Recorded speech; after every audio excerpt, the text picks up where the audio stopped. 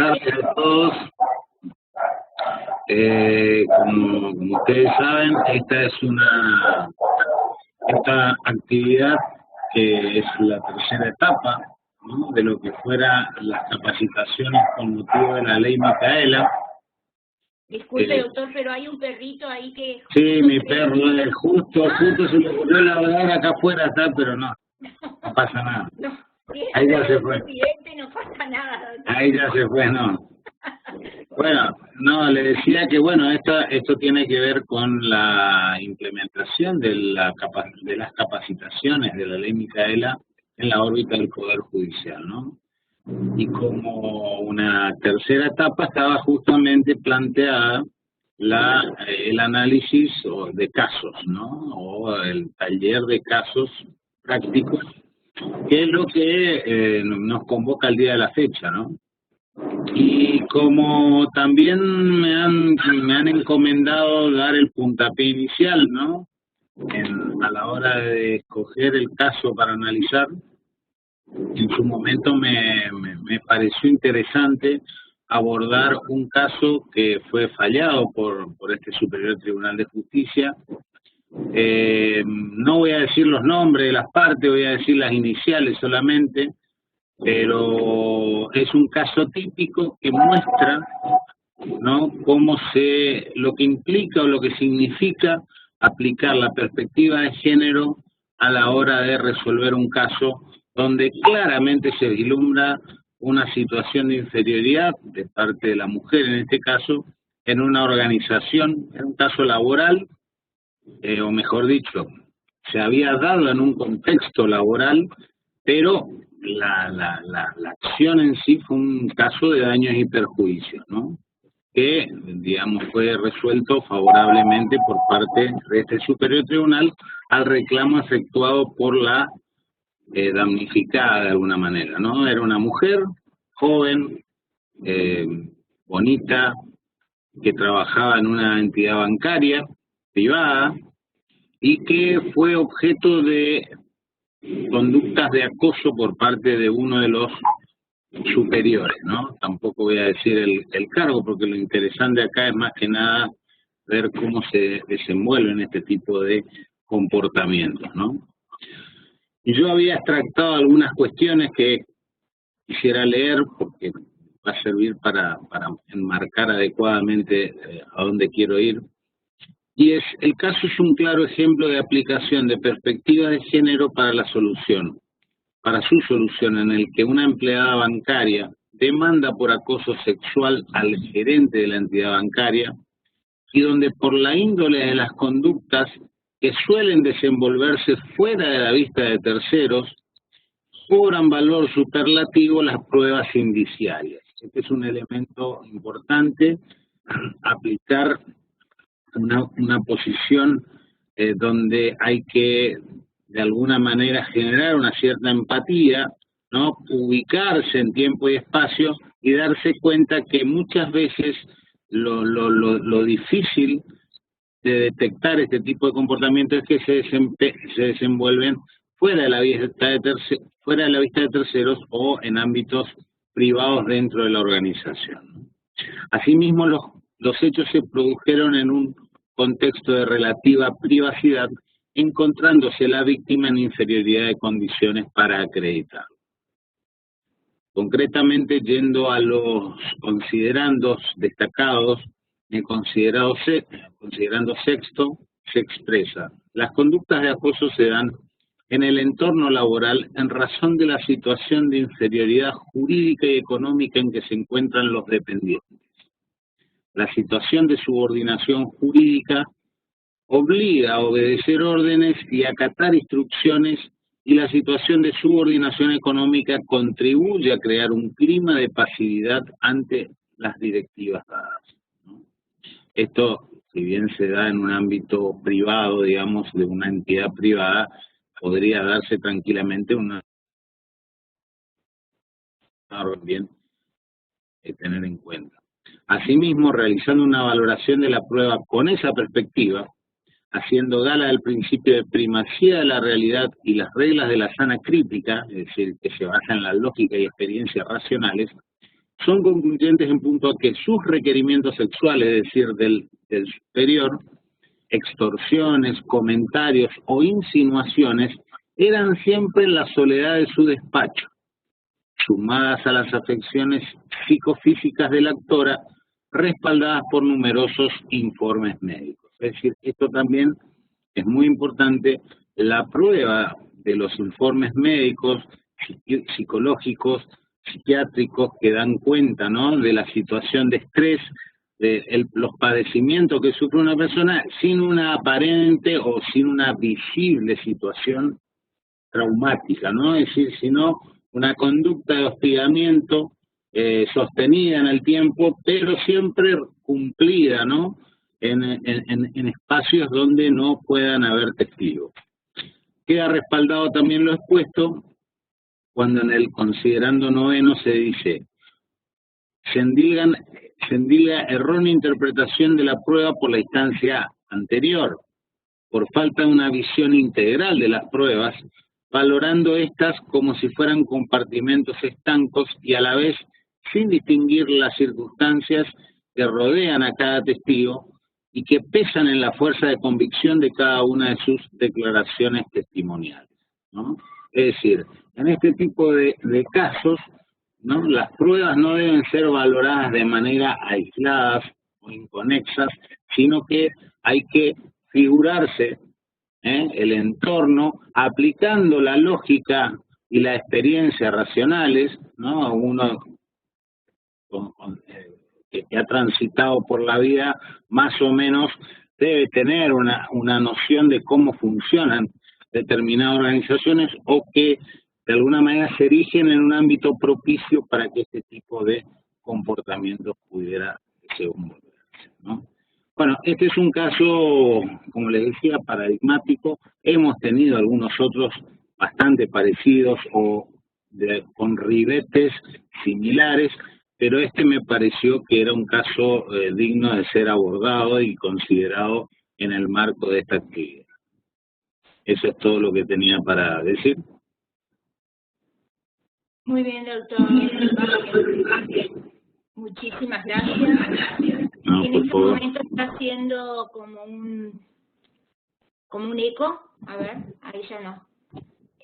Quiero aprovechar y contarles a todos que a lo último de esta actividad, al cierre de esta actividad, vamos a hacer una especie de encuesta, más que de encuesta, un sondeo, de qué caso es el que más les llegó por cualquier motivo que ustedes van a ver ahí también detallado en el mismo sondeo. Así que me gustaría que vayan tomando nota e interesándose así e intentando, digamos, elegir el caso por cualquier motivo. Así también a nosotros nos va a servir luego para seguir trabajando en la capacitación. Ahora la doctora Daverio, la doctora Marisa Españolo está pidiendo la palabra. A ver, Marisa, ya tenés audio, me parece. Ya podés. A ver, ¿me escuchan? ¿Me escuchan, Alina? Estamos ahí. Buenas tardes. Buenas tardes a todos y con todas. Muchas gracias. Quiero expresar primero mi gratitud al doctor Chaín y al señor presidente. El que primero contestó la consigna fue el señor presidente. Quiero agradecerle infinitamente porque eso nos dio como un respaldo para continuar trabajando y nos dio la posibilidad de ponerlo de ejemplo. Yo le puse de ejemplo a todas las personas porque nos fue sencillo hacer esta tarea. Entonces yo le puse de ejemplo al señor presidente y le dije a los otros participantes: miren, el que primero nos contestó fue el doctor Luis Eduardo Rey Vázquez.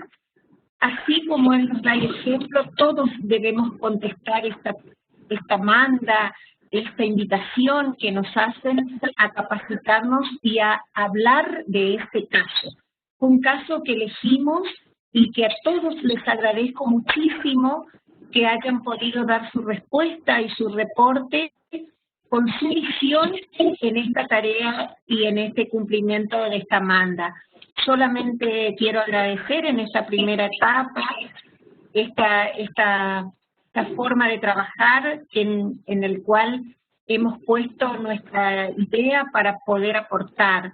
No sé si cómo nos está saliendo hasta ahora, pero sí quería poner de ejemplo que fue el primero que nos contestó, y la verdad que yo le pedí a todos, bueno, con algunos no tuve la misma suerte, pero con todos los que aportaron, trabajamos así de la misma manera. Muchas gracias, muchas gracias. Gracias a usted, doctora, gracias. Ahora va a continuar, no sé, doctor Chaín, si usted quiere decir algunas palabras, ¿no? Ahora va a continuar la doctora Gaverio. Vamos a habilitarle el audio a la doctora Ana Emilia Gaverio, perdón, acostumbrada a decirle Analí.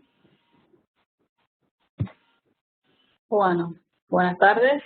Se te escucha perfecto, Analí. ¿Me escucha perfecto? Bueno. Perfecto. Yo voy a hablar sobre el mismo fallo que habló el doctor Rey Vázquez. Yo analicé este fallo, que fue el que me proporcionaron, y tengo una visión distinta respecto del mismo.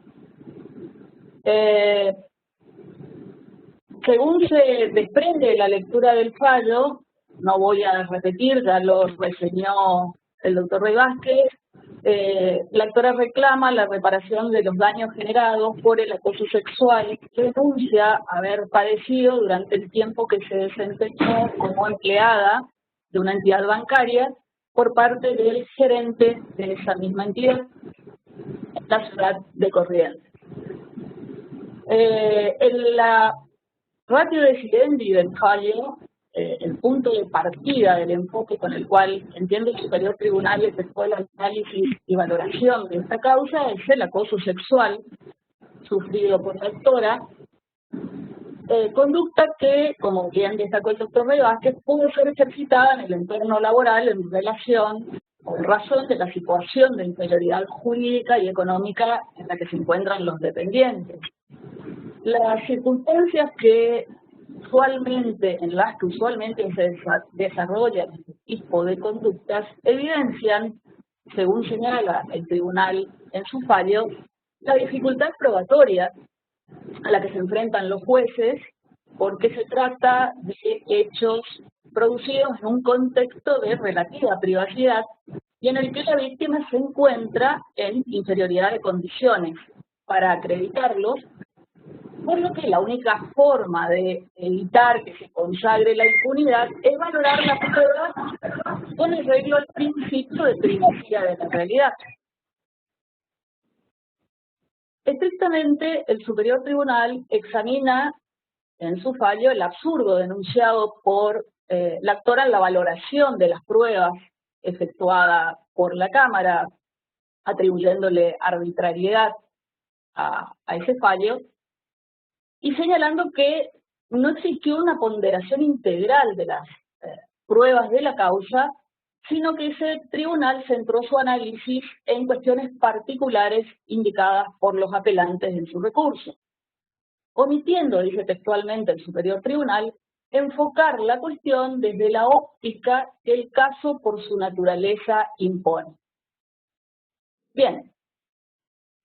Si el Superior Tribunal, en rigor de verdad, no dice en forma expresa cuál es esa óptica que el caso requiere, podría inferirse que se está refiriendo a la perspectiva de género. De lo que no tengo dudas es que justifica el tribunal la flexibilización de la carga probatoria en beneficio de la parte más débil, en este caso la actora, al considerar que se encuentra en situación de desigualdad estructural debido a las relaciones de poder existentes con la empresa empleadora y con el gerente de esa empresa, autoridad jerárquica de la entidad bancaria, lo que invalida en consecuencia la decisión de la Cámara porque impone una carga procesal de imposible cumplimiento a la actora en mérito precisamente a la naturaleza propia de la conducta denunciada. Y esto habilita la consagración de la impunidad, afectando la dignidad e integridad psicológica, moral y patrimonial de la actora. Ahora bien, yo entiendo que juzgar con perspectiva de género implica mucho más que determinar los hechos e interpretar la prueba en el contexto, señalando, aunque se trate de un caso civil como este, las relaciones de poder existentes entre las partes involucradas, claramente desiguales, situación en la que se hallan inclusive varios de los testigos, como se destaca en el fallo del Superior Tribunal. Dentro del paradigma de la perspectiva de género, las decisiones jurisdiccionales deben erigirse, entiendo, en auténticas medidas estatales que contribuyan a prevenir y erradicar los hechos de violencia. Y para esto los jueces deberían, además de encuadrar el caso en el marco jurídico interno e internacional, establecido, por ejemplo, por las leyes de protección integral de las mujeres, 26485, que conceptualiza la violencia de género, tanto en el ámbito público como en el privado, haciendo directa referencia a la relación desigual de poder que afecta la vida, la libertad, la dignidad, la integridad física, psicológica, sexual, económica o patrimonial, como también la seguridad personal de las mujeres. La ley 632, que aprueba la incorporación a la Convención Interamericana para prevenir, sancionar y erradicar la violencia contra la mujer, Convención de Belém do Pará, cuyo artículo 2 incluye la violencia física, sexual y psicológica contra la mujer perpetrada dentro de la comunidad por cualquier persona, comprendiendo también el acoso sexual en el trabajo, y la 23179, que aprueba la Convención para la eliminación de todas las formas de discriminación contra la mujer, garantizando concretamente los derechos de la actora víctima del acoso por quien, además de ser su jefe en el lugar de trabajo, tenía un vínculo familiar sin importar el grado por consanguinidad.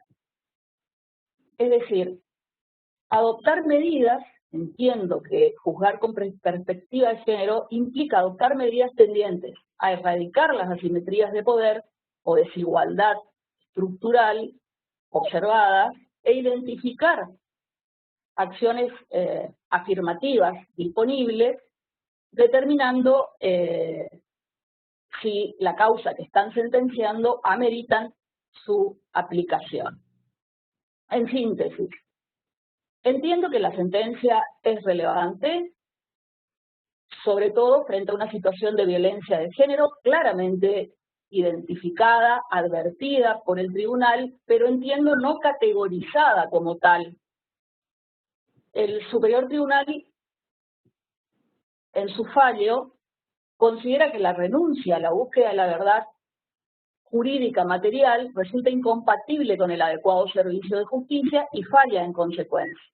Pero desde mi punto de vista no se ha juzgado estrictamente desde la perspectiva de género con todo lo que ello implica.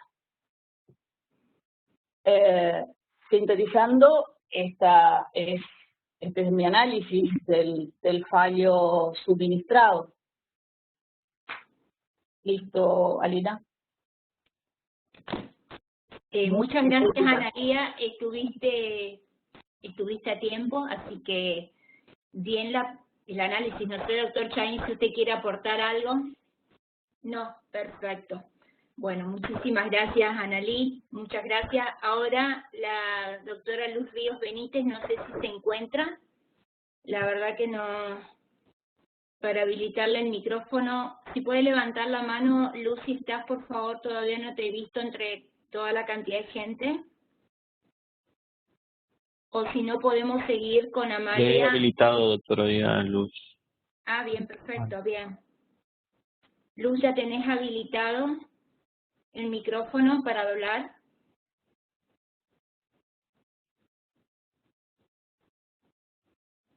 Luz, no te estoy encontrando. ¿Pudiste prender tu cámara? Luz María Ríos Benítez. Sí.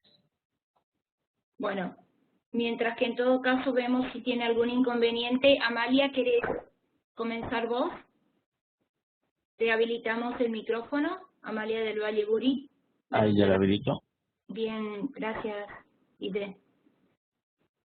Ahí está habilitado, doctora. Bien, Amalia, perfecto, ahí se te escuchó.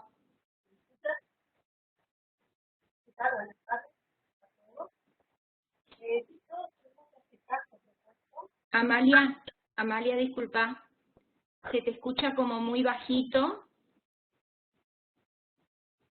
A ver si te podés acercar más al micrófono, ahí.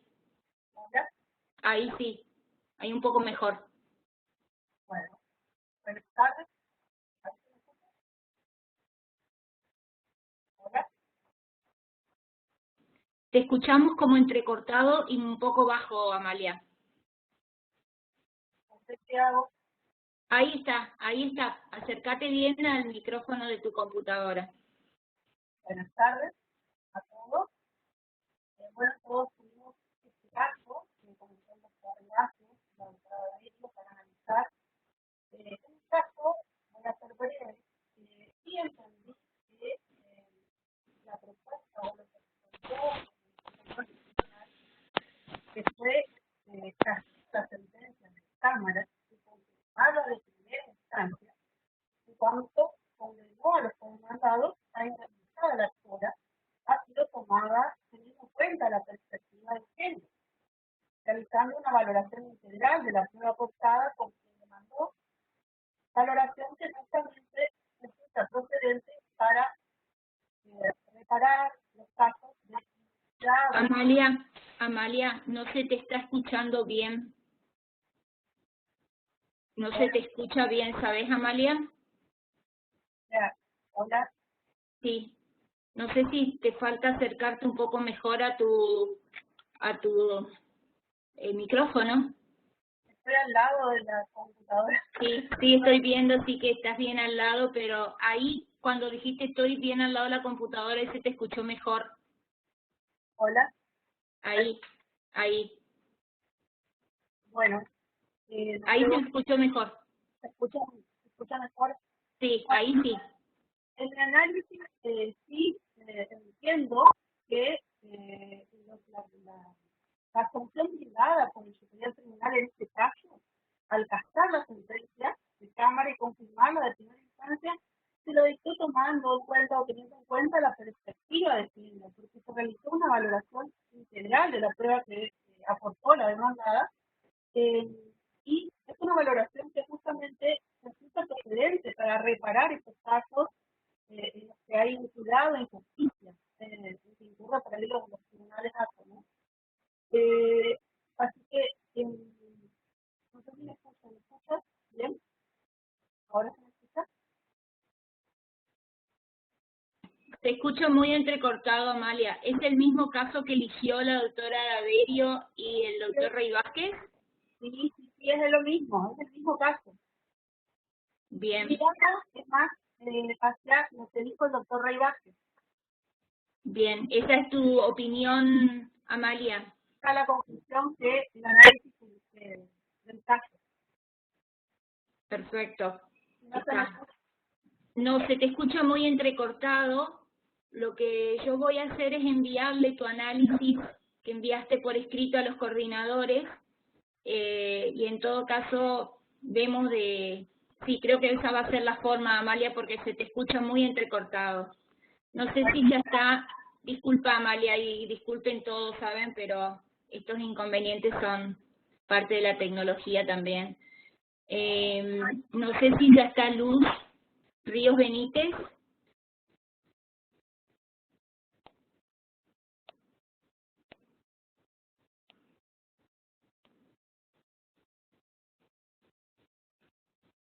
¿Tiene habilitado el micrófono? Sí. Está escuchando a la doctora. A ver si...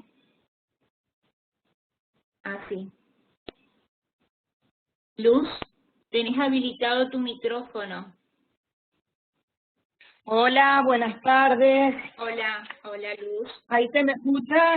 Se te escucha perfecto, bien, muy bien. Bárbaro. Estoy acá con un problema de Wi-Fi en mi casa y recién me volvió el audio acá al teléfono. Sí, perfecto. Lo que yo mandé en su momento cuando nos pidieron avisar este caso que estuvo en mi secretaría es que el caso motivo de estudio fue un caso de un acoso laboral en el que, en mi opinión, se aplica la perspectiva de género. Es un típico caso de violencia de género. Los hechos se dan en una entidad bancaria donde el gerente de la misma acosa a una empleada que además es sobrina suya, lo que agrava aún más la situación. Lo importante y trascendente para la resolución de estos casos es la valoración de la prueba y que se la haga con esa perspectiva, ya que como bien está señalado en el considerando quinto, dice, en este tipo de reclamos, las conductas suelen desenvolverse fuera de la vista de terceros, casi siempre el derrotero será indiciario. Estoy enteramente de acuerdo con la solución de este Superior Tribunal de Justicia por el modo en que se han valorado las pruebas, poniendo el énfasis en la víctima a pesar de la dificultad probatoria propio de estos casos.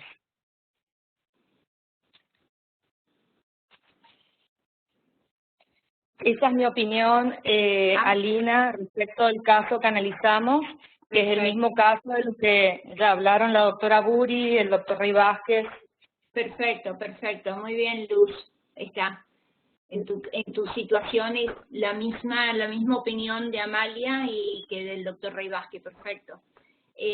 Ahora va a continuar el doctor Mancilla Casanova. ¿Ya tiene habilitado el audio el doctor Sí, Casanova? hola. Perfecto, ahí sí, se te escucha.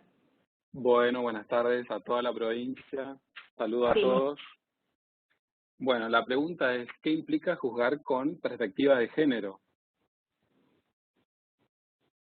Bueno, más allá de que venían diciendo, digamos, que la perspectiva de género, por los compromisos que tiene el Estado asumido a nivel internacional, es decir, con pactos y normativa de derecho interno, más allá de que la perspectiva de género en una primera instancia permite determinar los hechos y acreditar esa situación contextual de violencia, también para obtener una condena, después de eso, ¿cuál es el efecto? Es decir, ¿qué implica juzgar realmente, qué efecto y qué consecuencia va a tener esa mirada en el dictado de una sentencia para esa víctima en ese contexto violento que le ha tocado sufrir? Yo les traje en este caso dos ejemplos, dos fallos del Superior Tribunal de Corrientes, donde claramente esta perspectiva se ve en toda su dimensión a la hora de ser aplicada.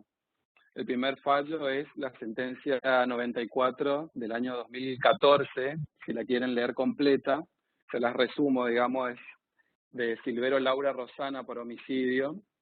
Es una mujer que en el año 2010, el 10 de diciembre, se presentó en el domicilio de su expareja en el barrio Doctor Montaña y con un recipiente de plástico con un líquido adentro, entró, lo insultó y se lo arrojó y lo prendió fuego, a él y a la casa. Por supuesto, su expareja fue trasladado con quemaduras de un 52% de su cuerpo y termina falleciendo al mes siguiente.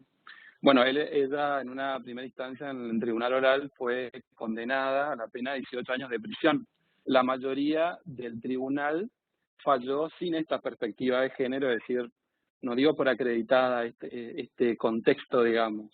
¿Qué pasa? El recurso en casación es tomado por el Superior Tribunal con su composición, los doctores, el doctor Chaín, Alejandro Alberto Chaín, el doctor Nis y el doctor Guillermo Seman, coincidieron en este caso en hacer lugar parcialmente, y la consecuencia que tuvo puntualmente es la de tener en cuenta, entre otros factores, el impacto que tiene este tipo de violencia en la personalidad y en las actitudes de la víctima. Y lo que logró es una reducción en la graduación de la pena.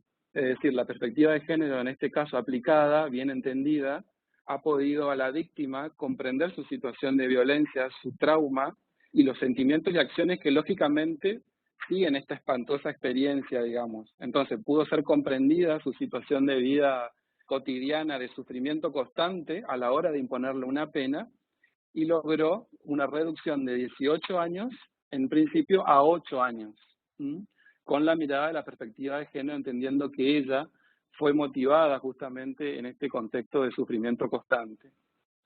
Esa fue la consecuencia que tuvo la perspectiva de género en la aplicación, en la reducción de la graduación de la pena original, que se pudo reducir de 18 años a 8 años.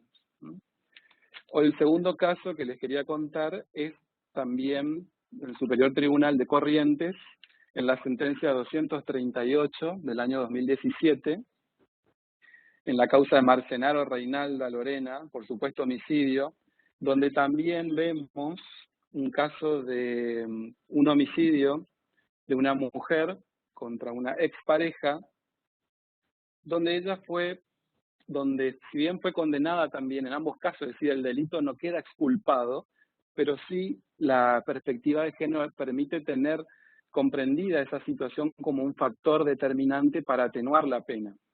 En este caso, el Superior Tribunal confirmó su condena a 8 años de prisión porque la violencia de género y su contextualización, digamos, de sufrimiento, había sido tomado como elemento normativo del tipo penal y tomado como un estado de conmoción, es decir, que fue médicamente corroborado y le permitió a ella tenerla como una circunstancia extraordinaria de atenuación de su acción delictiva.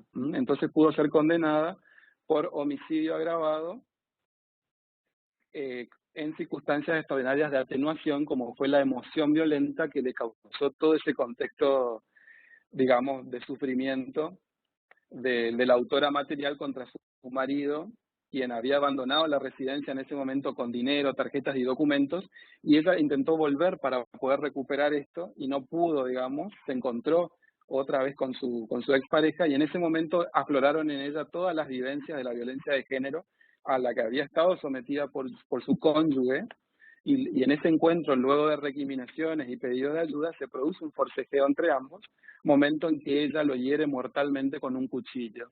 Bueno, toda esta situación traumática fue corroborada médicamente en Reinalda Marcenaro y fue tomada desde la perspectiva de género como su contexto, digamos, de violencia de la que ella era víctima y que por eso, digamos, la lleva a ella a delinquir de esta forma tan abrupta y logra entonces una atenuación de su pena. Bueno, en ambos casos, la violencia de género sirvió y tuvo como consecuencia desde la mirada de los jueces, tanto del Superior Tribunal como en los tribunales orales, en el efecto de poder conseguir una reducción de la pena. Este es el efecto, digamos, a mi modo de ver, más trascendental, digamos, de poder aplicar la perspectiva de género, porque a la hora de imponer una pena hay, digamos, entran en conjunción, digamos, dos valores. Uno, que es la idea justamente, la de la seguridad jurídica, que a lo único que conduce es a aplicar una pena absolutamente predeterminada, es decir, al homicidio tantos años le corresponde tanto. Y el otro valor es la idea de justicia, que está traducida en el principio de individualización de la pena, es decir, donde una pena solo va a ser aquella que se adecua a las circunstancias concretas. Bueno, ahí vemos cómo a veces el recurso de casación, el Superior Tribunal puede prevalecer y establecer, interpretar cómo aplicar estos valores. No solo lo de una pena predeterminada para un delito, sino la idea de pena justa, traducida en aquella que adecua justamente las particularidades del contexto de violencia de género al caso concreto y a la pena puntualmente. Bueno, estos eran los dos casos que les quería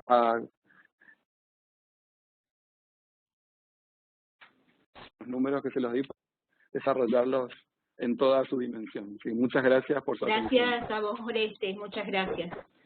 Ahora sigue Alejandra Natalia Aguirre, que la teníamos por acá. A ver si le damos audio. Ya tenés audio, Alejandra.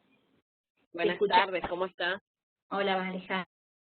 Quería agradecer primero dejarme participar, a la doctora Españolo sobre todo. una gran oportunidad, y mi visión fue desde otra, partiendo de una pregunta, por ejemplo, si estas mujeres víctimas de acoso, que cada vez es mayor en la actualidad, que este caso sienta precedente para que no callen, para que acudan a la justicia y que van a ser primero escuchadas y valoradas con perspectiva de género estas situaciones, que deben denunciar, acudir a la justicia, que no solo se va a garantizar sus derechos, como bien sabemos, contamos con leyes de protección, de erradicación de la violencia, convenciones de todo tipo de herramienta legal para estas víctimas de violencia, sino también que se las aplica. En la actualidad hay muchos casos de violencia que lamentablemente se han vuelto cotidianos en nuestra sociedad. Por eso es de mucha importancia que fallos como al que hicimos mención, al que nos tocó, como en este caso al señor presidente, me tocó analizarlo, que hicimos mención, se difundan, porque traen a la luz esperanza y sobre todo sirve de guía para que más víctimas se animen a denunciar, y que este caso, por ejemplo, es doblemente hostigante, ya que su padecimiento no solo era en el ámbito laboral, sino que el acechador provenía de su propio ámbito familiar, lo que hacía más aberrante el sufrimiento de esta mujer, lo que conlleva enfrentarse a una ruptura familiar o peor aún, a no ser creída de esta situación indignante de cual ella estaba atravesando. Lo que admiro aún más de la fortaleza y la convicción que la mantuvo de pie, no solo por defender su derecho, sino también acudir a la justicia como garante de ello. Porque bien sabemos que la sociedad, ¿qué dice? No cree en la justicia. Entonces, casos como estos vienen a reivindicar que sí, que la justicia existe, que se las escucha y que es garante de los derechos y defender la dignidad de estas mujeres. Si bien una perspectiva de género no solo habla de las mujeres, sino también de los hombres, pero en la actualidad la mayoría de los casos se ve como consecuencia de abuso de poder.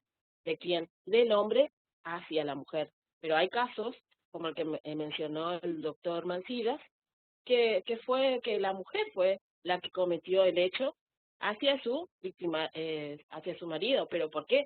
Porque era víctima de una violencia.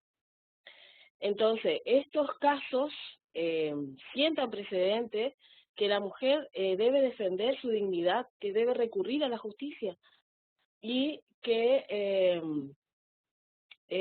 recurran, y más que nada lo que parte de él también es que muchos casos, muchas mujeres callan, y casos como estos vienen a sentar precedentes para que acudan, para que son escuchadas, que trae luz, que trae esperanza. Eso es lo que más me gustó, y es lo que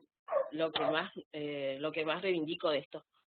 Y que sí, que se aplicó la perspectiva, y que haya muchos casos más. Lamentablemente que no haya víctimas, pero bueno, esto viene a ser el comienzo de un gran inicio de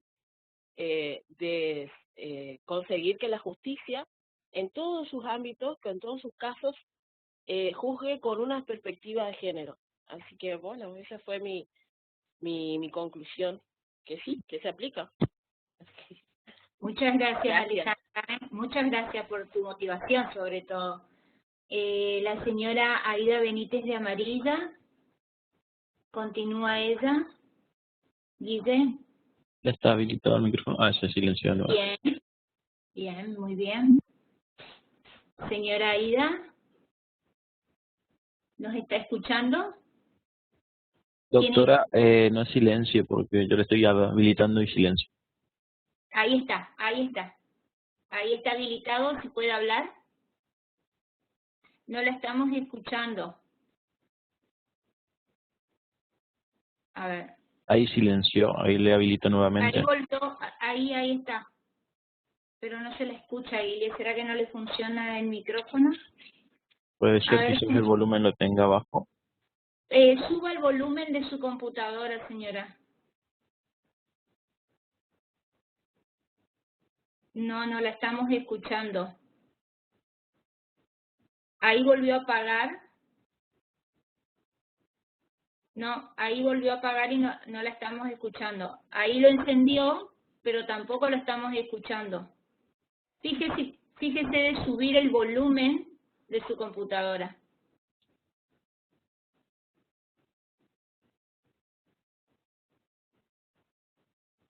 Busque la asistencia, no se preocupe, vamos a esperarle, vamos a darle unos minutos.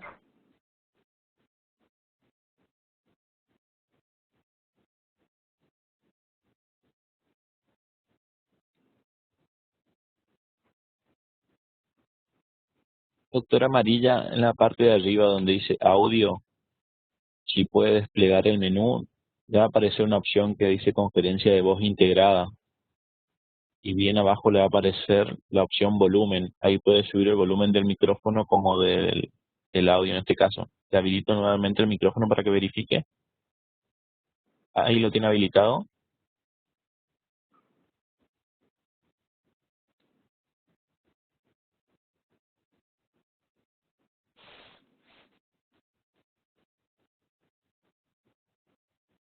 No emite sonido. Vamos a hacer una cosa, Aida. Te dejamos el micrófono encendido mientras que vos haces las pruebas, no hay ningún inconveniente. Y seguimos con la Secretaría de Jurisprudencia y Biblioteca Central. No sé quién de todos va a hacer la presentación del caso que analizó la Secretaría de Jurisprudencia. Si Sandra, si Juan Manuel o alguno de los chicos, levanten la mano, por favor, avísenme por chat quién de todos va a hablar.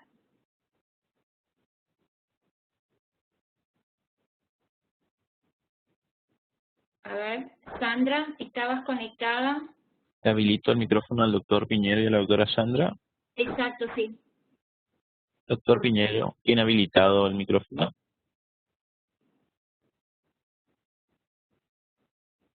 Sandra, ¿me escuchás? Ahí ya le voy a habilitar a la doctora Sandra. Juan Manuel. La ¿Dónde doctora están? Sotelo también tiene habilitado el micrófono.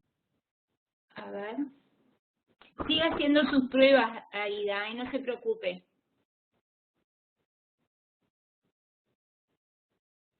Sandra y Juan Manuel, ¿nos escuchan? Ya habilitamos el micrófono, ¿eh?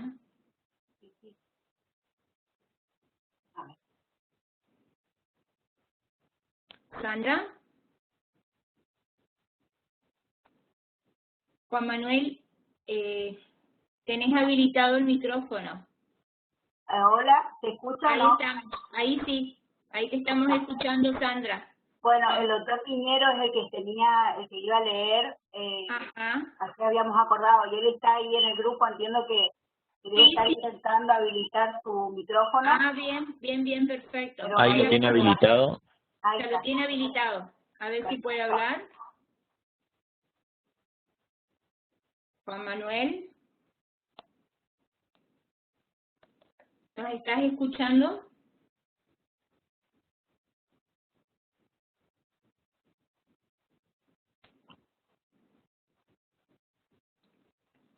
Juan Manuel, ¿nos escuchás? ¿O no estás pudiendo habilitar tu audio? Tiene habilitado el micrófono doctor Piñero. No sé si puede verificar en... Ahí lo habilito nuevamente. Arriba en el menú tiene la opción de audio para subir el volumen del micrófono.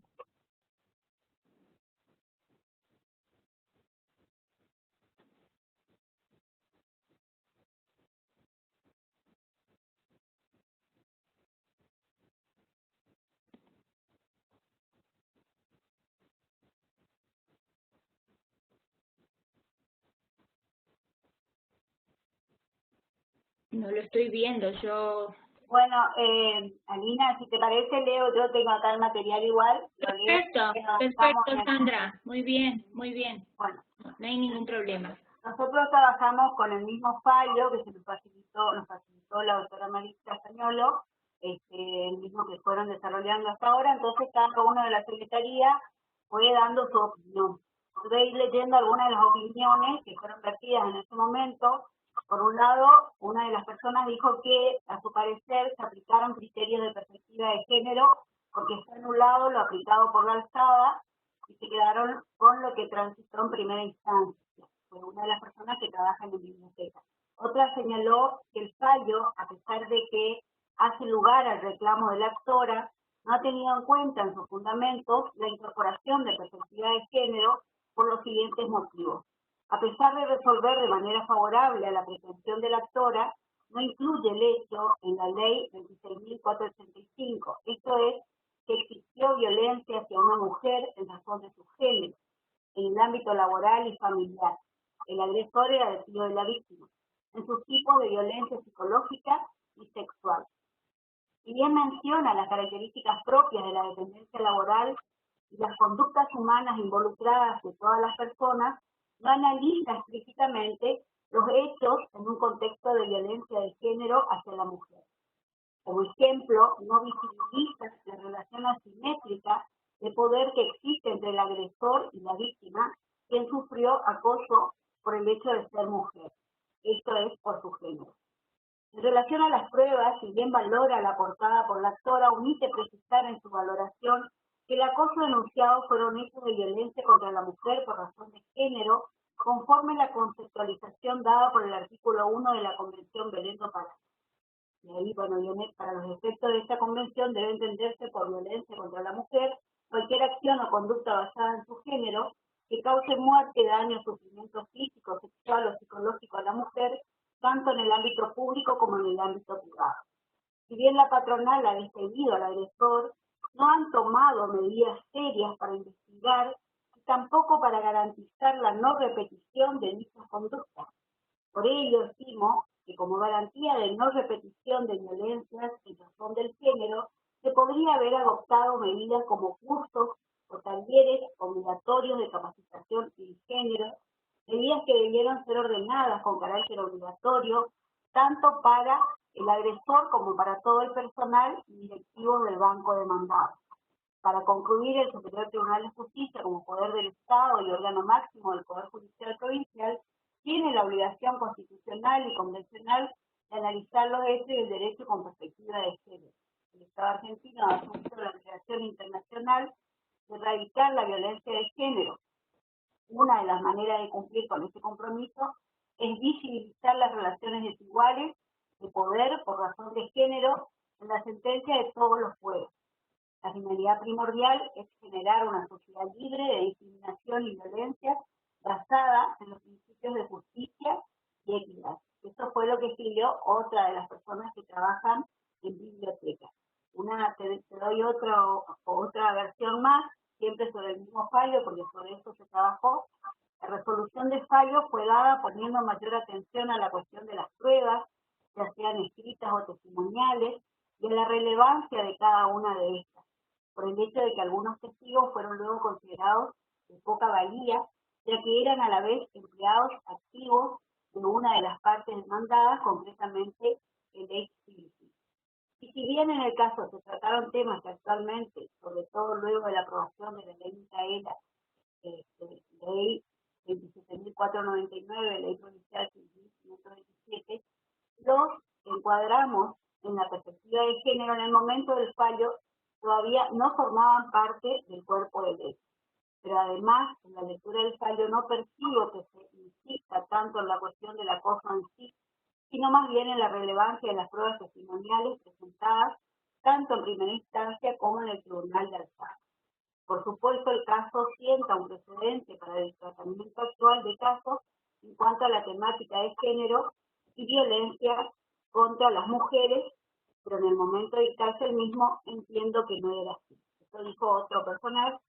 Y otro señaló que no puedo detectar la perspectiva de género, sino más bien una valoración integral del caso. Me pareció interesante la cuestión de que se pudiera tener en cuenta el género del terapeuta referente del Poder Judicial. El fallo sí fue resuelto con perspectiva de género, en otros casos entienden que falló aplicando la perspectiva de género, Bueno, eso básicamente son las distintas posiciones, y no están todas, ¿no es cierto?, pero algunas de las que señalaron las personas que trabajan en el ámbito del área de jurisprudencia. Perdón si no dije buen día, buenas tardes, porque entré en forma brusca, pero disculpen, buenas tardes. No, al contrario, Sandra, a todos nos pone muy nervioso el uso de la tecnología, pero bueno, es el medio de comunicarnos y de comunicarnos con tantas personas. Perfecto, la verdad que yo he recibido el comentario de muchas personas donde algunos trabajos han sido individuales y los que han trabajado de manera grupal se han escuchado y en algunos casos han colocado, digamos, el pensamiento de cada uno, y en otros han trabajado, por ejemplo, en mi caso, en el área, hemos trabajado con una puesta en común después de discutir y de conversar y de llamarnos tanto la atención la situación. Así que bienvenido sea esa discusión y esa puesta en común de lo que es realmente juzgar con perspectiva de género como poder del Estado, aun cuando cada uno esté en diferentes posiciones y en diferentes lugares dentro del Poder Judicial. Doctora, Aida Benítez de Amarilla, no sé si pudo solucionar su problema de audio. En todo caso, lo que podemos hacer es probar en la semana y para el martes que viene poder en todo caso, si puede exponer su caso en el próximo grupo del Superior Tribunal, que es el martes que viene. Y continuamos ahora con María Inés Zumber y María Cecilia Larrea Ratti, que son del Registro Único de Adoptantes. Guillermo, no sé si... Ahí está, María Inés, ya tenés habilitado tu audio. Bueno, muchas gracias. Perdón. Hola. María Inés. Sí. Vamos a contar que ayer fueron elegidas 2 mujeres para el Consejo Federal. Cuente, doctor, cuente, porque fue muy gratificante para mí que usted me haya acompañado. Usted es el representante ante la Dirección Nacional, así que cuente que fue muy lindo. Un acto muy democrático por primera vez en la Dirección Nacional de los Registros. Bueno, simplemente eso. Bueno, contaba sí. María Inés que... Bueno, sí, brevemente, no para no interrumpir el acto. Ayer tuvimos la sesión de la número 22 del Consejo Consultivo de la Dirección Nacional del Registro Único. Participamos el doctor Chaín porque él es el representante, bueno, yo como soy secretaria a cargo, y por primera vez en los años que lleva la Dirección Nacional se hizo democráticamente la elección del presidente y del vice. Antes lo hacía la dirección, ahora votamos cada registro en un formulario y bueno, salió electa la representante de Santiago del Estero como presidente, la doctora Carolina Agüero, y como vice la representante de Mendoza. Así que 2 mujeres ahora por un año nos van a guiar en el trabajo de la red.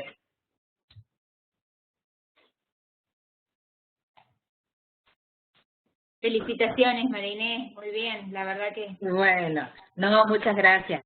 Agradezco muchísimo y además el doctor Chaín va a participar, van los 2 activamente, ahora se van a trabajar en comisiones, en la parte de tipificación penal del registro, así que fue la bienvenida de parte de la directora y de todo el equipo de que el doctor esté presente trabajando en lo que es su especialidad, ¿no?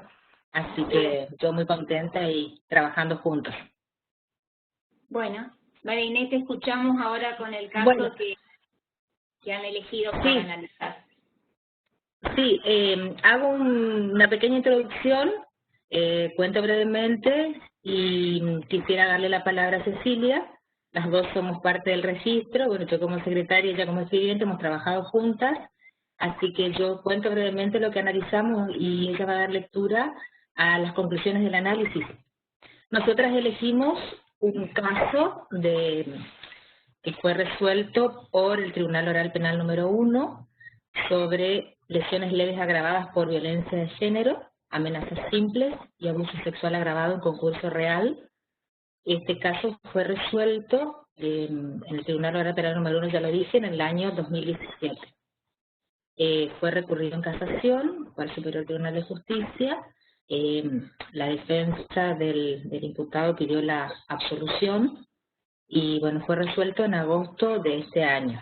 No se hizo lugar al recurso de casación y bueno, el análisis de este caso, como leí la carátula, proviene de violencia en una relación de pareja, una relación afectiva, que llevaba muy pocos meses, pero bueno, llevó a la víctima a hacer la denuncia de todos los actos de violencia que venía padeciendo de parte de su pareja.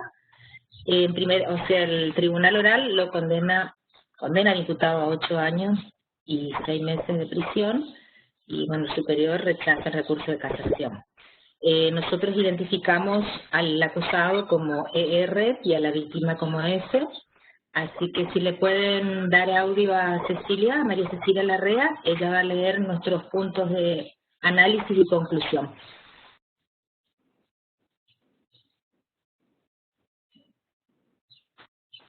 Está habilitado, doctora Larrea. Hola, buenas tardes a todos. Buenas tardes a todos, ¿me escuchan bien? Escuchamos perfecto. Bueno, muy buenas tardes a todos y yo les voy a dar lectura del análisis que hicimos con la doctora Zumber de la sentencia mencionada. Y como dijo la doctora Zumber, identificaremos al acusado como R y a la víctima como S. Primero, la vivencia de la víctima, el tiempo que estuvo en pareja con el acusado hasta llegar a los episodios que motivaron la denuncia. Relacionamos sobre los motivos paralizantes, los escasos recursos emocionales que habrían impedido a la víctima acudir, quizás en ayuda de sus familiares, por ejemplo a sus padres, a quienes menciona como muy presentes en su vida, atentos y conocedores de que se preocuparían por ella ante una eventual y prolongada ausencia, amistades, posibles compañeros de trabajo, ya que se dice que la misma es una profesional conocida, que se desempeñaba en un consultorio, y personas allegadas a su círculo de la iglesia a la que concurría, teniendo en cuenta que R y F se conocieron en un retiro espiritual. Segundo, cuando ocurrieron los hechos que concluyen en el enjuiciamiento, se manifestaría la habilidad en que se encontraba F, atemorizada ante las amenazas de R de hacer daño a su hija y sus padres. Se encontraba en un escenario que le habría impedido inclusive hacer llamadas telefónicas para pedir ayudas a sus contactos o manifestarse a algún transeúnte cuando se encontraban en la calle, en la plaza, según su relato de haberse desplazado por varios lugares, dar a entender con signos o señales a los médicos que la atendieron en el hospital de lo que le estaba ocurriendo. Y en tercer caso, en relación de pareja, R habría ejercido una supremacía sobre F, valiéndose de la personalidad y carácter más fuerte que el de ella. Gestos, actitudes, decisiones que habrían hecho en principio que F se sienta segura, protegida por aquel, siendo como el sostén en la vida afectiva. En el caso en estudio, la víctima habría evidenciado una forma de ser paciente, sumisa, aceptando las inquisiciones de R respecto a sus actividades cotidianas, de las personas con quienes se relacionaba, la administración de su dinero, las compras que realizaba, la inspección de su teléfono celular hasta de su tiempo de descanso. En cuarto lugar, habría sido enriquecedor quizás contar con los testimonios de los padres de F, de la hija, de amigos, compañeros de trabajo, es decir, de personas de su círculo cercano que hayan podido advertir alguna señal o indicio de lo que estaba ocurriendo en la vida de F. Según el efecto y el afecto a esta persona, podría haber entablado con ella un diálogo que le permitiera expresarse y contar sus tormentos, dando paso así a consejos, recurrir a otras alternativas de ayuda, en fin, todo aquello que podría haber evitado arribar a la situación extrema conocida. Las agresiones verbales, físicas, sexuales, psicológicas, económicas, que habría ejercido el acusado, fueron juzgados como actos que ocurrieron en la intimidad de la pareja, por lo cual resultaría difícil sumar alguna acreditación por testigos. El tribunal hace valoración de otros medios aportados al juicio, como ser los informes periciales médicos, psicológicos, tecnológicos, documentales, fotográficos, fílmicos, entre otros. En el informe del profesional psicológico se destaca la personalidad psicopática que domina a R, o sea, rasgo de inmadurez psicoemocional, egocéntrico, narcisista, conflictos de índole sexual, superioridad ante la figura femenina, etcétera, la cual, comparada con la descripción de F, que relatan los psicólogos, la coherencia de las narraciones que hace con los episodios de violencia sufridos, se deduciría que ambos temperamentos habrían contribuido al predominio del acusado sobre la víctima, quien resultó desvalida y carente de recursos propios como para hacer frente a los atropellos y vejaciones de su pareja, los cuales habrían comenzado con actitudes quizás imperceptibles por ella. Luego fueron creciendo y acaparando todos los aspectos de su vida. Esa etapa en la que F, menos aún, podría percibir el daño que recibía. La sumisión y dependencia afectiva habrían ayudado a potenciar los abusos del acusado, una serie de acciones agresivas que se habían acumulado a lo largo de los meses de relación, llegado al punto que F no habría podido detener el nivel alcanzado. La narración que hace F habría resultado suficientemente creíbles para acreditar los delitos que sufriera por parte de R, expresando el miedo que padecía por su vida, la de su hija y sus padres. Denota a través de los informes especializados la tolerancia con la que aceptaba el maltrato que le dispensaba a su pareja, su estado de vulnerabilidad. Los delitos que han sido llevados a juicio fueron analizados con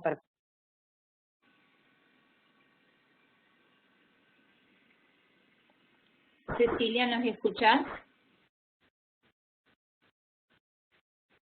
¿Cecilia? Sí, sí. No, como que se cortó Cecilia.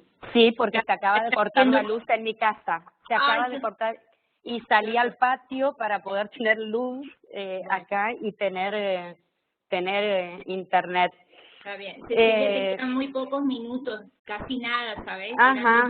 Cada uno. Bueno, se apreciaría que F no habría tenido la capacidad para repeler de algún modo las acciones ofensivas de su pareja, tampoco tomar la decisión de alejarse, quizás en el entendimiento que R podría cambiar o con la ilusión de apostar al éxito de la relación. Desafortunadamente, en esta línea la relación fue sostenida y profundizada en el tiempo sin que ella pudiera recapacitar en la opción de una vida sana, resguardada de mayores peligros, apartada de un hombre agresivo. Y bueno, eso es nuestro análisis. Bueno. No sé, la doctora Zumber, si quiere agregar. Estoy sin luz, así que si se me corta, Alina, doctora. Alina, Sí. nos queda una partecita nada más que era respecto al fallo, al recurso de casación del Superior Tribunal. Si estamos a tiempo lo leemos y si no, lo dejamos, como vos consideres. Sí, eran no más de 10 minutos cada... Sí, por eso no. Bueno. No sé si podés sí. hacer un resumen rápido. Sí, es un poquito, lo analizamos, pero te puedo decir que a modo de conclusión, que nosotras entendimos que el Superior Tribunal, al resolver el recurso de casación interpuesto por la defensa del acusado, confirmando la sentencia de juicio, tiene la misma mirada con perspectiva de género cuando destaca que se trata de una mujer víctima, conforme a los tratados internacionales, dando relevancia a las cuestiones planteadas por la vulnerabilidad de la víctima. Por eso nosotros consideramos coincidimos con el fallo del Superior Tribunal al rechazar el recurso de casación y de todos los elementos que fueron motivos de análisis en el fallo, para no extendernos tanto. Bueno, eso sería todo. Muchas gracias, María Inés. No, gracias a ustedes. Ahora me tocaría al área de capacitación, nos tocaría a nosotros, pero antes quiero comentarles a todos que hemos subido una especie de sondeo en el que tendrían que votar, digamos, por el caso que más les impactó, en base a unas opciones. Disculpen si no hemos puesto alguna más, pero eso también como para ayudar y ser relevante a la hora de elegir los casos paradigmáticos en esta clínica de casos. Ahora paso a leer el análisis que hemos hecho desde el área de capacitación. Quiero que tengan en cuenta que estamos trabajando en un área administrativa, es decir, todo el personal es un personal administrativo que no trabaja en juzgado, que no son abogados, así que hemos hecho un análisis desde otra mirada. En primer lugar, nos hemos hecho una pregunta respecto de si la mujer ocupa en la sociedad un rol que trasciende la esfera familiar, y el reconocimiento es absolutamente afirmativo, no hay dudas del protagonismo y de la participación. Pero la pregunta sería, ¿es en paridad al rol del hombre? Y en todos los órdenes y estructuras sociales, privadas y públicas. También, dadas las estadísticas de violencia e informes periodísticos, ¿sufre la mujer más o menos daños en su integridad física en relación a un hombre? La respuesta que todos coincidimos resulta que la mujer cumple un rol en la sociedad tan importante como cualquier hombre, pero no las encontramos en todas las esferas donde se toman las decisiones públicas, salvo situaciones aisladas. Y acudiendo a los reportes periodísticos, sin dudar, la mujer sufre mucho mayor cantidad de daños físicos y emocionales que cualquier hombre, y en demasiadas situaciones hasta pierde la vida dejando hijos, muchísimas veces en edades muy tempranas, y un padre encarcelado o en peores situaciones también sin vida. Ello nos lleva a reflexionar sobre el rol de un poder judicial con respuestas jurisdiccionales acertadas a esta situación social y sobre todo aplicando todas las normativas protectorias de la mujer. Cuando nos fue acordado por acuerdo extraordinario número 6 de diseñar un cuerpo normativo como una primera instancia de capacitación, espero que a todos les haya llegado y al que no les llegó me lo puede pedir y está en la página del Poder Judicial. Hemos advertido de la extensa y profusa normativa que se ocupa de manera expresa en prevenir y sancionar la violencia contra la mujer. Y también es extensa y profusa la cantidad de normas complementarias que protegen de manera específica los derechos en los distintos roles y actividades que la mujer también ocupa en la sociedad, no solamente a nivel internacional, nacional y provincial. Pero aún así, y con tanta y variada legislación de protección, se advierte que la mujer no alcanza determinados roles o sufre innumerables daños físicos, vulnerabilidades, descreimiento y hasta inclusive la muerte. Corresponde entonces verificar que cada uno de nosotros debe incluir en su actitud cotidiana la suficiente concientización de que al pertenecer a un poder judicial del Estado, debemos hacer realidad el efectivo derecho a la igualdad que consagran todos los cuerpos normativos, impidiendo o remediando las relaciones asimétricas de poder y situaciones estructurales de desigualdad. Es momento de reconocer que muchas conductas resultan absolutamente discriminatorias, en algunos casos extremas, y que solo se sustentan en desarrollos culturales que deben ser superados.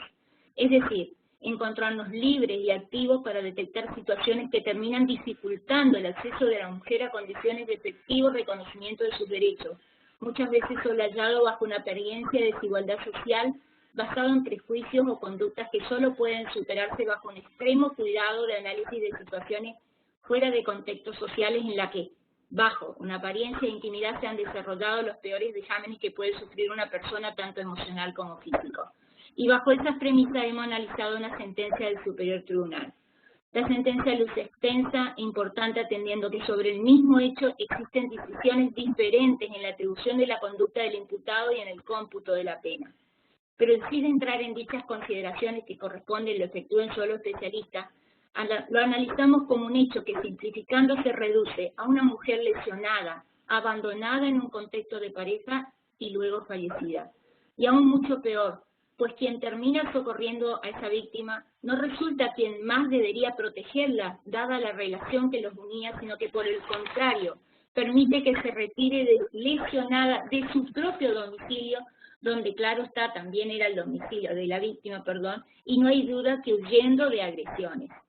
El caso no deja de ser cualquiera de diario que existen en las noticias, y donde entendemos que lo más importante resulta el extremo cuidado en la valoración de cada prueba, despojado de estereotipos culturales o supremacías sociales, y advirtiendo que las situaciones violentas, emocionales o físicas, entre partes vinculadas afectivamente, debe ser extremado el análisis dado porque muchas se relacionan en un contexto de absoluta intimidad, en muchos casos sin prueba y sobre todo bajo un ámbito de presiones psicológicas basadas precisamente en la afectividad que impide a las personas afectadas de violencia determinar con precisión el contexto en el que vive.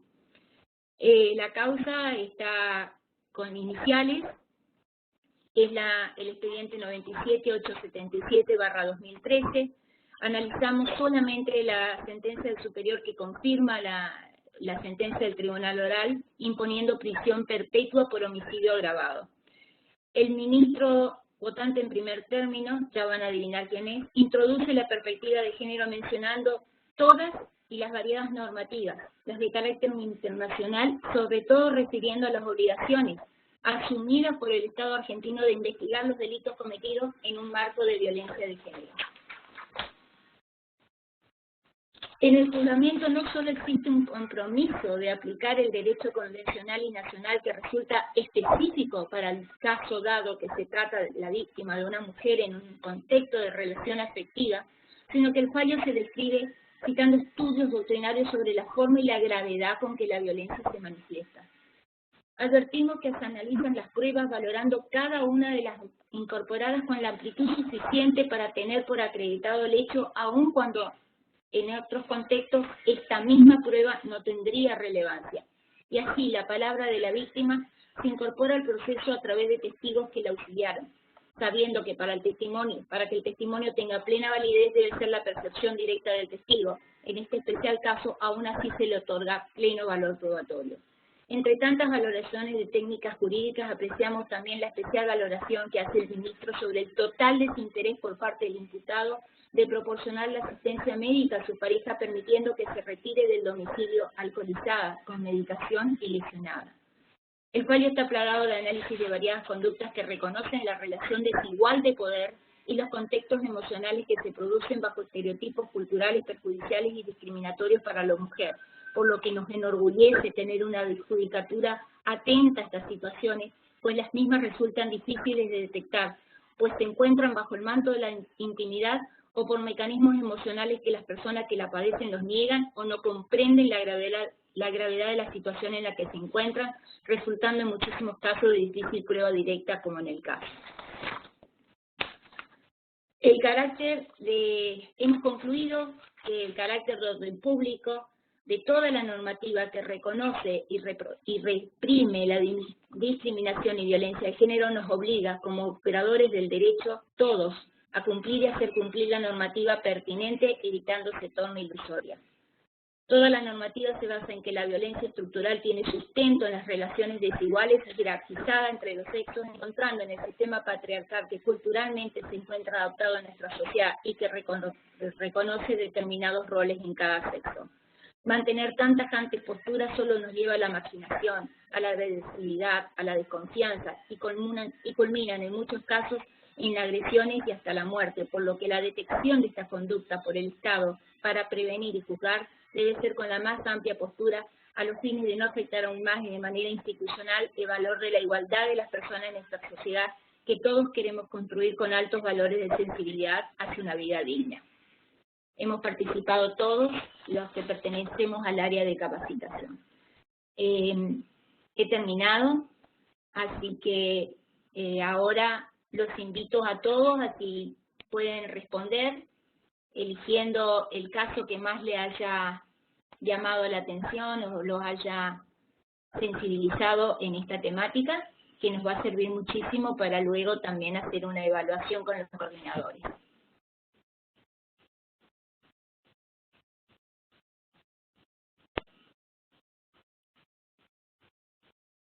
Guillermo, ¿están votando? ¿Están haciendo las encuestas? Están haciendo las encuestas.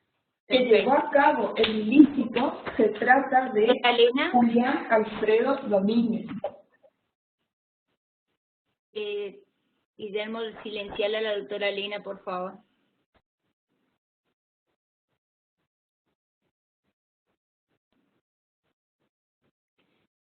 Algunos consultan dónde está la encuesta. Fíjense al lado del chat, ahí van a ver sondeos.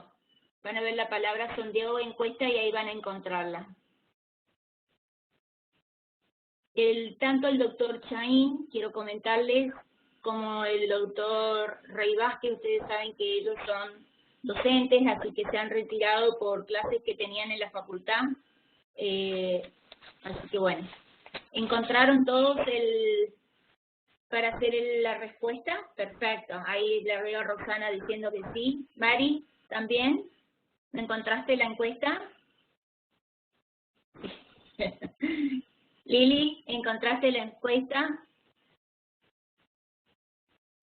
Bueno, vamos a dar por terminado. Continuamos el próximo martes con otro grupo más de personas que pertenecen al Superior Tribunal de Justicia y el próximo martes con integrantes, con aquellos que han presentado trabajos, análisis de casos de la primera circunscripción judicial y así sucesivamente. El ingreso que hoy, el link de ingreso que hoy tuvieron sirve para todas las próximas actividades que tengamos.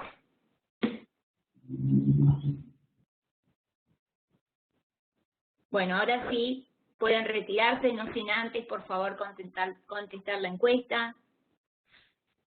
Buenas tardes para todos y muchísimas gracias. Les reitero el saludo que han dejado el doctor Chaín, que recién se retiró, y el doctor Rey Vázquez. Bueno, buenas tardes, muy lindo todo, así que, bueno, nos vemos la próxima. Bien, Carol. Muy bien. Chao, Alina. Nos vemos, Hasta luego. Hasta luego para todos. Disculpen que no habilitemos los audios, pero se va a hacer un desastre. Nos vemos, Estela. Estela, no tenés tu audio habilitado, esperame un segundito. Guillermo, habilitarle a la doctora Estela Mari Maki, que se está saliendo de la máquina para hablar. Ya le habilito. A ver, Estela con ese. A ver. Ahí tiene habilitado, doctora Machi. Estela, ahora tenés habilitado, desde hoy que estás. No, vos no te preocupes, a mí no. Igual. A veces voy de atrás nomás. Bueno, muchísimas gracias, muy lindo toda la exposición de los casos. La verdad que con este sondeo nos ponen en el brete porque tenemos que elegir un caso y la verdad que todos los casos fueron muy interesantes de distintas ópticas del derecho, ya sea penal, ya sea laboral, ya sea civil. Bueno, la verdad que, bueno, obviamente yo como, digamos, estoy más o menos identificada con el tema laboral, elegí el primer caso, el del doctor Vázquez Rey. Sí. Pero nosotros también hemos tenido así casos de, bueno, de violencia, de acoso en el lugar de trabajo, demás. O sea que, bueno, me sentí identificada con eso. Obviamente que también con los casos penales, porque, bueno, por la vulnerabilidad, obviamente, de la víctima, y como decían todas los colegas, ¿verdad?, que a veces no dimensionan el estado en el que se encuentran y, bueno, y digamos, a lo mejor hasta la falta de información de recurrir o pedir ayuda, ¿no? Que a veces también pasa por ese mismo estado de vulnerabilidad y sometimiento. Exactamente, exactamente. O sea que, bueno, la verdad, gracias. Un caso muy interesante, muchísimas gracias a todos y nos vemos el próximo martes. Adiós, un beso. Chao. Chao, chao. Nos vemos el próximo martes, si Dios quiere. Si Dios quiere. Chao, chao. Chao, chao.